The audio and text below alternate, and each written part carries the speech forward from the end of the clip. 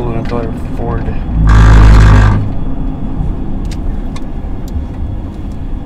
I'm going to be 15 southbound just before the divider.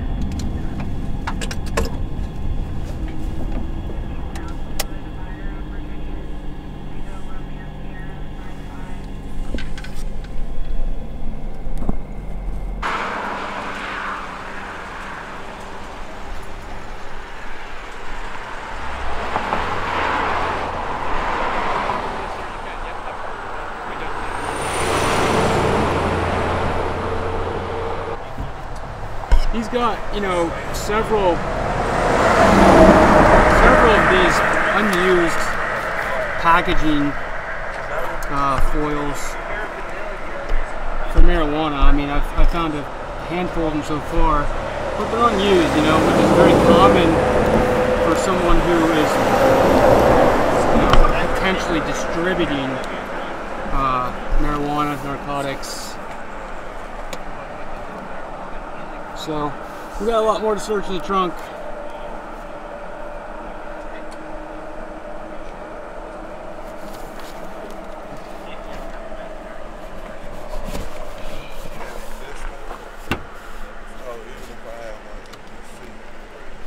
Because that DC state, you probably got like fine print. It says like your medical marijuana card is good. Buy it from the dispensary.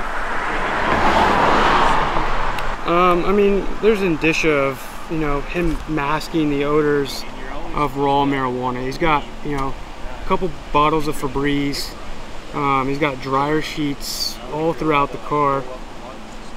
He's got air fresheners, the tree air fresheners, the vent air fresheners in every vent, in every corner of the car. All of which is very common for someone that is potentially transporting large amounts of marijuana to help mask the odors of what the natural odor of marijuana we all know has. Very strong, so you got to use a lot of perfumes to cover it up. So far, I mean, we have a bunch of paraphernalia in small amounts, but we got a lot in the trunk to search yet. He's got a couple bags in there I haven't touched yet.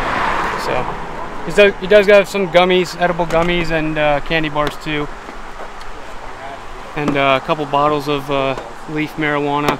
All of these bottles, you know, he claimed to have his name on, but still has yet to provide me with a valid medical prescription or card, and none of these bottles have his name on them. They don't have any name on them. So before I continue to search, is there any fentanyl in this car? I need you. Hear me out, dude. I need you to be honest with me. Hear me out, dude. Hear me out. I need you to listen with your ears.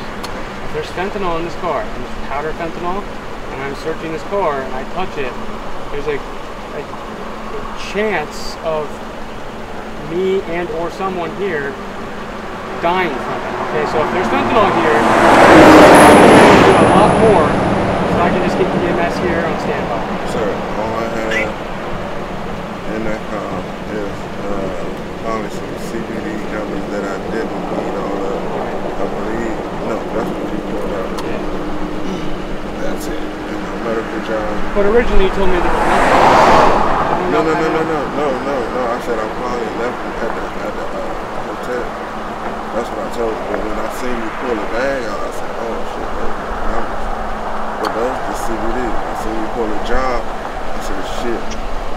Well, at least they got my name on it. What is that?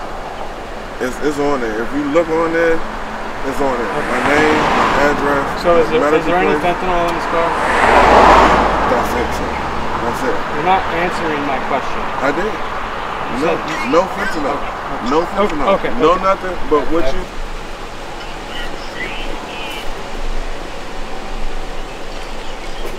Want a hand doing that? Yeah, absolutely. I did. No, Once he gets out, I'll have him stand. I'll help you up. When he asked me at first, did I have anything? I Right. said no. I didn't know if that's why you asked him to come up or not. Yeah, man. I mean, there's so much here, and I don't know what this is. I mean, Oh, that's just locked in the church. So these are those. I mean, I know it's not impossible to include. Just long. Yeah. I mean, obviously, you know, we got some small amount of marijuana, not the arrest or seizure of a lifetime. However, still frustrating to have all the indicators and clues and cues of some sort of criminal activity, nonetheless of it being a small amount of marijuana. You know, you watch all these guys' films, all the major interdiction cops across the country, and you know, it's these exact stops. You know, they're stopping them, they're getting their story, and getting consent or getting a search warrant if they need to, and then finding the duffel bags full of money or marijuana or some sort of illegal contraband or guns or whatever. So you know, we get excited, we find duffel bags, and you got a story like that, and not everything makes 100% sense, but frustrating, but still nonetheless contacts. 217 County. You can put an 1100 on it. All units will be 10-8.